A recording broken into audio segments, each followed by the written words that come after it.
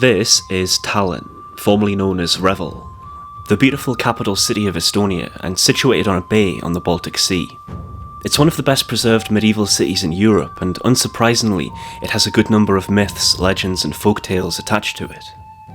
Some of these are quite well known and will be pointed out to you by tour guides and travel books, but others really are hidden gems that you'd otherwise miss if you visit this city. So, without further ado, let's jump in and explore the stories of Tallinn. I'll start in the beautiful old town square, home of the oldest town hall in the Baltics, and the site of the world's first Christmas tree in 1441. Now, upon hearing me say this, there may well be some discontented Latvians in the comments, because I remember seeing a plaque in Riga which likewise makes the claim of the first Christmas tree, so clearly there's some rivalry there. I'll draw your attention first to the spire atop the town hall. You can see a weather vane that features a little man, and he's been here since 1530. But who is he? This is Old Thomas, and according to the story, there was once a shooting contest organised by and for Tallinn's wealthy elite. Competitors had to fire a crossbow bolt at a wooden parrot atop a pole, and Thomas won. There was only one problem. He was an Estonian peasant boy from the countryside. What right had he to participate? He was unable to receive the prize due to his status, but he was instead rewarded with the position of town guard for life. He was loved by the people of the city, especially the children, as he'd give out sweets in the town square. When he died, the children would ask their parents, "Where's old Thomas?" And few parents could face telling them the truth. Once the weather vane was put up, parents could tell their children that old Thomas was up there, watching their behaviour. If they were good, he might leave them sweets under their pillow while they slept. A lovely little story, and you can find Old Thomas souvenirs in most gift shops in Tallinn. Don't spend too long looking up though, because for these next hidden gems you need to be looking down. For example, you'll find a round stone with a compass carved onto it. Stand on this, and you'll be able to see all 5 spires of the churches in the old town. It isn't easy, it requires a bit of twisting and turning, but there's also a legend associated with this stone too. If you stand here and turn and spin round 9 times, it's said that you'll have a vision, a strange out-of-body experience. What of? I guess that depends on the person, but if you step beyond the town walls, you'll forget what you saw. So, I suppose, bring a pen and paper. This is one of the oldest pharmacies in Europe, still operating on the same spot for centuries, complete with a tiny museum inside. And just outside of it, you'll find a stone L on the ground. This marks the site of the only execution to take place inside the walls of the old town.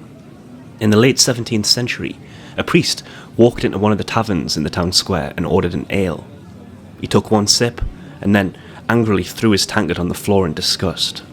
The drink was warm, so he ordered another, which the nervous barmaid gave him. Again he took a sip, but the priest was furious to discover that this was warm too. He threw his ceramic tankard at the barmaid, who fell and cracked a skull on the bar and died. Everyone else in the tavern was shocked by what they'd seen. They dragged the priest outside and demanded the town hall provide them with a warrant for this man's death. The town hall gave them one, realising that they'd likely just kill him anyway. So the priest was beheaded right here in the town square, and the L marks where his body fell. With this exception, executions always took place outside the walls of the old town. Once a death sentence was passed, the condemned would be paraded around the town square and would be led away to be executed outside the town walls. There's a myth that if a criminal could truly repent his sins by the time that he was taken on this final walk, then divine revelation would allow him to sneak away to safety down Treppy Street through this gap known as the Eye of the Needle. Few people managed to pass through the Needle's Eye though, and it's said that those lucky ones that did went on to live good, pious lives. The street would have been much narrower in the past. What you see here is a rebuilt street in honour of this little legend. The original was sadly destroyed by intense Soviet bombing of the city. I'm now at the Danish King's Garden. You'll find some spectacular buildings in this area, such as the Keek in the Cock, the famous artillery tower. But why is this area called the Danish King's Garden? Well, the Baltics were the last part of Europe to be Christianized. In 1218, the Pope gave King Valdemar II of Denmark a free hand to conquer as much of Estonia as possible as part of the Livonian Crusade. On the 15th of June 1219, the Christian Danes faced the pagan Estonians at the Battle of Lindenus. According to tradition, a banner of a white cross on a red background appeared in the sky here, a sign from the heavens, and inspired the Danes, who were on the verge of defeat, to a great victory. This is the origin story of the flag of Denmark, the world's oldest and longest running flag. Estonian depictions of this battle will show the flag being carried by men and not descending from the sky though, not wanting to show heavenly intervention on the side of their enemies.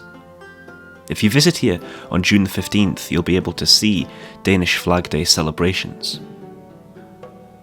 Moving on, let's spare a thought for a moment for what the town's medieval residents had to drink. This well on the corner of Ratiskaivu and Dunkery Street was one of the main sources of water for people. According to legend, at some point people became convinced that an evil water spirit lived in the well and was threatening to make the town's water supply run dry unless it received regular animal sacrifices. To keep the spirit happy, people threw some sheep carcasses down the well, but it was found to be a lot easier to offer up stray cats. They were rounded up and thrown into the well, sometimes while still alive. This earned it the name the Cat's Well, which it's still known by today. Indeed, the town's water supply never ran dry, but the water from this particular well no doubt had a nasty kick to it for a long while. Cats are treated well in Tallinn today though. There are cats on lots of signs and on souvenirs, and look how happy they look in this window. On the subject of windows though, there's a building just next to the well where one of the windows is not like the others. This is Ratiskaivu 16, and this is the Devil's Window. You see, long ago, the owner of this house fell on hard times. He was desperate and extremely depressed, but as luck would have it, one day a stranger wearing a dark cloak came to him and made a proposal. If the house owner allowed the stranger to host a party in the upper left room of the house, he'd give him a bag of gold as payment, provided that total privacy was guaranteed. The owner was very enthusiastic and he agreed to the terms. Nobody would go inside the room or even go up the stairs while the party was happening. Later that night, the guests arrived and made their way to the small rented room at the top of the building. The house owner was a little puzzled though, because a huge number of guests arrived, and surely they'd not all be able to fit into this small room, but somehow they did. As the night progressed, there were such loud noises coming from up there, and later on, the owner was unable to contain his curiosity, and so crept upstairs to see what was going on in that room. He looked through the keyhole and saw a wedding taking place. But to his horror, he noticed that everyone in there had hooves as their feet and horns on their head. The bride, although beautiful, was standing beside the devil, who was the groom. Careful not to make a sound, the owner ran back down the stairs and locked himself in his own room until dawn. When the morning came, the whole wedding party rushed out of the house and disappeared into the morning mist. The owner hid until noon, until he was able to summon up the courage to go upstairs and enter this small room. There he found his bag of gold, but when he opened the bag, it turned into manure in front of his eyes. From that day on, the devil made a habit of using that room whenever he felt like it, and for centuries, people passing this house late at night have heard unexplainable party noises and thundering footsteps on the stairs. And these only stopped once the later owner of the flat bricked up the window and walled up the room. While we're talking about scary stories, there are some ghosts that are known to haunt Tallinn. One of these is the monk in the Short Leg Tower. Just off the Danish King's Garden, you'll find 3 statues of monks. Quite fitting, because in the tower that's just down these steps leading away from the garden, and in the surrounding houses, there's been a lot of eerie activity over the years. People have witnessed life-size ships sailing through entire houses, huge, terrifying faces on the walls, and most commonly, a dark monk figure, sometimes covered in blood. He isn't just nightmarish, but quite violent too, smashing things in the nearby houses and attacking people. Be wary if walking through this area alone at night. But let's hear something more light-hearted now. This is the Canute Guild, which was for Germans, not Estonians. You can see two big statues, one of King Canute and the other of Martin Luther. But who's this reflected in the glass? Why, it's the old town pervert, of course. Looks can be deceiving. Don't be fooled by this man's respectable appearance. He's actually anything but. There's an old story that says the house upon which this statue now sits was once home to a merchant and his beautiful wife. One evening, the young woman was getting undressed, and she noticed the old man in the building across the street was staring at her through the window.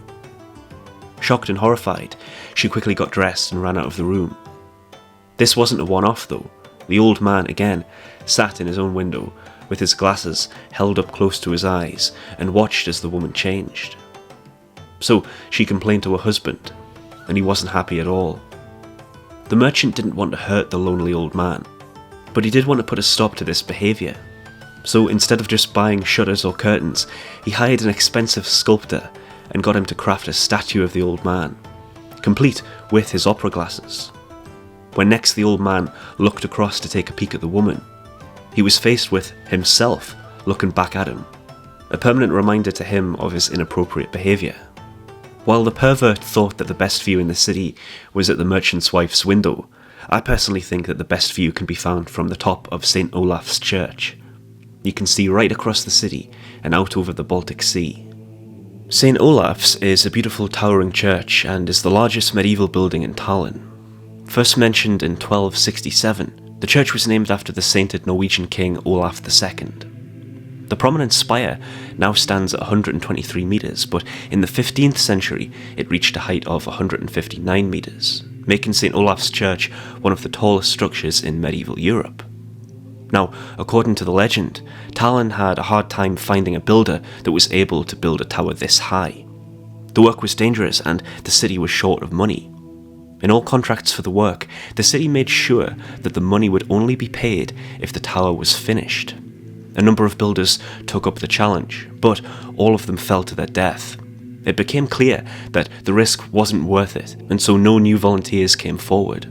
That was until a strange foreigner named Olaf. All he asked was 1,000 pieces of gold, all the money the city had left. Tallinn had no choice but to accept, and so Olaf started to build. He worked hard and fast, and he made a spire as high as was requested. Only one thing was missing: the golden rooster, or in some versions the golden cross, to be placed on top of the tower. Olaf climbed up as the crowd gathered and watched on with bated breath to see him finish the job. But as he was placing the rooster, he slipped and fell, falling to his death and landing in front of the crowd. They all watched in horror as a snake and a toad crawled out of his mouth, leading people to proclaim that the tower was the devil's work. And the tower has long been associated with bad luck. Lightning is known to have struck the tower at least a dozen times, 3 of which led to extensive fires. While walking around the city, you might pass the chimney sweep, and if you spot this little chimney sweeper statue, be sure to rub his buttons for good luck. The story behind this bronze statue is that when people saw a chimney sweep on the street, they would do all they could to touch the buttons of the sweep's coat, because chimney sweeps in Estonia once had golden buttons on their uniform. Chimney sweeps in Tallinn would often be seen with some of the buttons missing from their coats as a result of people trying to pinch them. And that just about concludes our walking tour of the folklore of Tallinn. There are more stories here, associated with Estonia's legendary founder Kalev and his wife Linda, and their relation to Toompea Hill, and if you're interested in that, then be sure to check out my video on that topic. As always, I've tried my best with the pronunciation, but Estonian is a very hard language. I'd encourage people to visit Tallinn though, it's a lovely city and I can't wait to go back. These videos are made possible through the support of my patrons. They help me afford to travel and showcase these stories to a wider audience. My usual content is filmed in Britain though, so if you're interested in hearing about a lot of British folklore, then do take a look at my channel for more stories. And I'll see you in the next video.